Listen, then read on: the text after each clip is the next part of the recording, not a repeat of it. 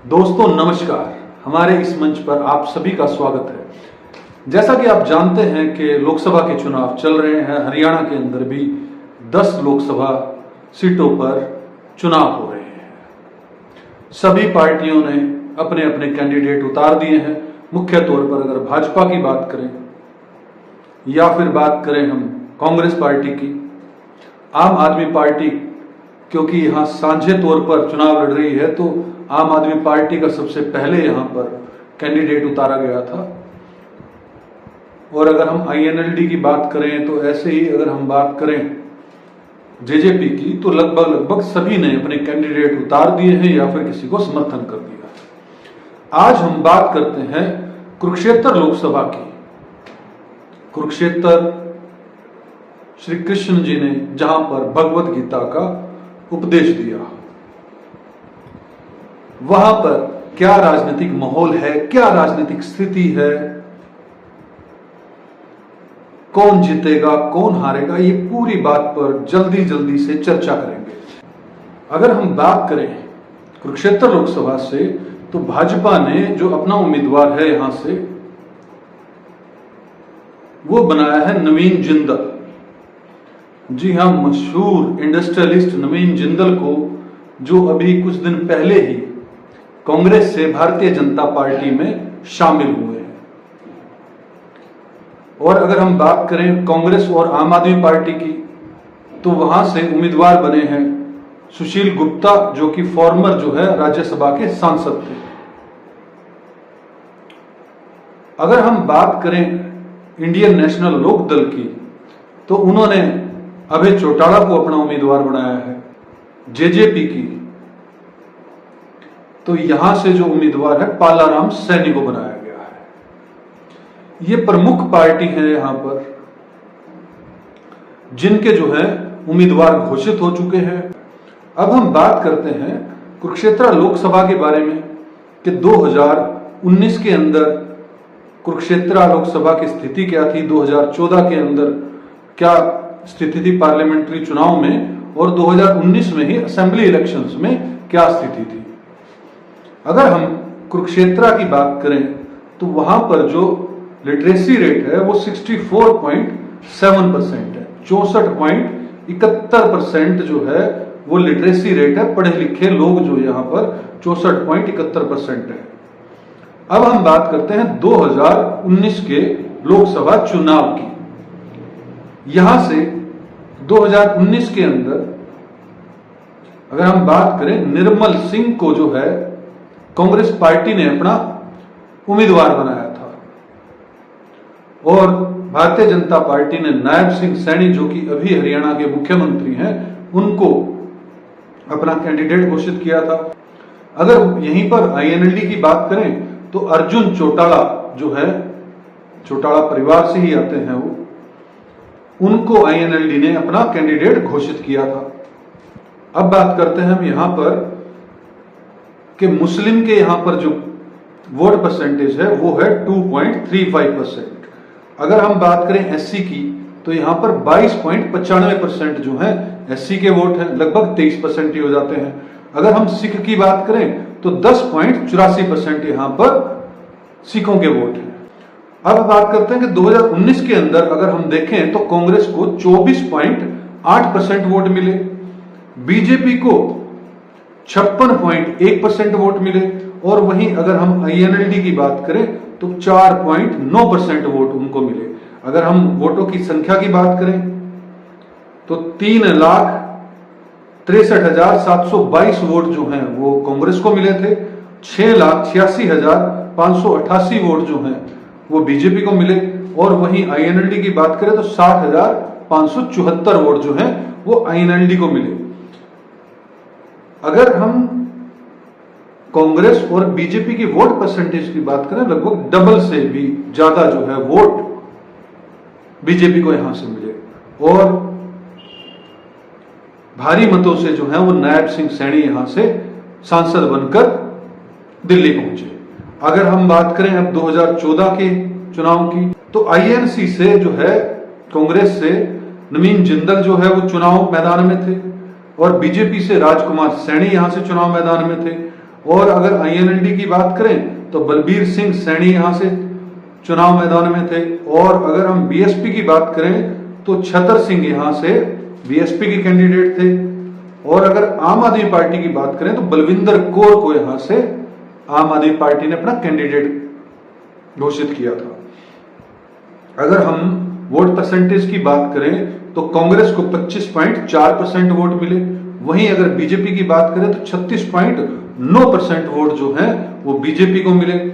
और अगर हम आईएनएलडी की बात करें तो 25.4% और बीएसपी की बात करें 6.1% और आम आदमी पार्टी को 2.9%, लगभग 3% वोट यहां से आम आदमी पार्टी को मिले। अगर वहीं हम वोटों की संख्या की बात करें तो कांग्रेस को 2,87,695 वोट मिले, बीजेपी को 4,17,961 वोट मिले और आईएनएलडी को 2,88,334 वोट मिले। वहीं बीएसपी की बात करें तो 68,921 वोट मिले। और वहीं अगर आम आदमी की पार्टी की बात करें तो 32,538 वोट जो है आम आदमी पार्टी को मिले। 2014 में वोट परसेंटेज डबल नहीं था, लगभग 10% के आसपास, 10-11% के आसपास का डिफरेंस था। अगर हम अब बात करें 2019 के असेंबली इलेक्शंस की, क्योंकि 2019 में लोकसभा के बाद हरियाणा के अंदर 2019 के अंदर असेंबली इलेक्शन हुए, वहां पर अगर हम वोट परसेंटेज की बात करें तो कांग्रेस को 32.3% वोट मिले। वहीं बीजेपी को भी 32.3% ही वोट मिले और आईएनएलडी को 1.6% और बीएसपी को 2.5%। मतलब अगर हम असेंबली इलेक्शंस को देख लें तो भारतीय जनता पार्टी और कांग्रेस के बीच वोट परसेंटेज बिल्कुल बराबर रहा। और अगर अब हम 2024 की स्थिति देखें तो 2024 की स्थिति में भारतीय जनता पार्टी अपने कामों को लेकर जनता के बीच में चुनाव प्रचार कर रही है। बिना खर्ची बिना पर्ची, हरियाणा में समान विकास, सभी को रोजगार दिया, स्वयं रोजगार योजनाएं चलाई, स्वयं रोजगार मेले लगाए। इस तरह के अनेक जो हैं वो बहुत लंबी लिस्ट है। भारतीय जनता पार्टी अपने डेवलपमेंट मॉडल को लेकर जनता के बीच में जा रही है। वहीं पर अगर कांग्रेस की बात करें तो बिना खर्ची बिना पर्ची जो है वो फेल हुआ, बैग भर भर कर जो है वो नोट लिए गए, ऐसा कांग्रेस पार्टी का आरोप है। अगर डेवलपमेंट की बात करें तो फेवरेटिज्म रखी गई और यह ना के बराबर जो है डेवलपमेंट की गई। वहीं पर जो कर्जे को लेकर तो है ही है कि 3 से 4 गुना जो है हरियाणा के ऊपर कर्जा कर दिया भारतीय जनता पार्टी ने। किसान आंदोलन भी उनके लिए मुख्य मुद्दा बनेगा और कुरुक्षेत्र में तो खास तौर पर किसान आंदोलन का असर देखने को मिलेगा। और वहां से सुशील गुप्ता जो है वो आम आदमी पार्टी के सशक्त उम्मीदवार हैं। वो जो है कांग्रेस पार्टी और आम आदमी पार्टी जो है वो पूरे वोट डलवा पाए, अपने वोट ट्रांसफर हो जाए तो नवीन जिंदल को यहां से मुंह की खानी पड़ेगी, क्योंकि नवीन जिंदल जो है पहले कांग्रेस के अंदर थे, अब भारतीय जनता पार्टी में आ गए। वहीं पर भारतीय जनता पार्टी के जो बड़े बड़े नेता हैं वो नवीन जिंदल पर सदा कोयला घोटाले का आरोप लगाते रहे, 25,000 करोड़ के घोटाले का आरोप लगाते रहे। वहीं अब वो भारतीय जनता पार्टी में है तो विपक्ष जो है वो पूरी तरह से निशाना साध रहा है।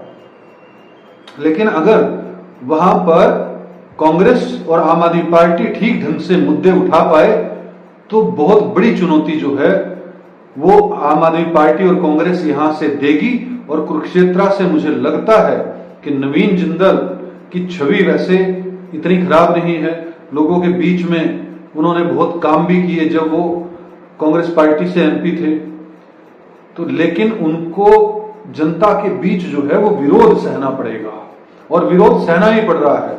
किसान जो है पूरा विरोध कर रहे हैं, आम आदमी पार्टी जो है वो पूरी कोशिश कर रही है कि ज्वलंत मुद्दों को उठाकर जनता के बीच में जा रही है। तो अगर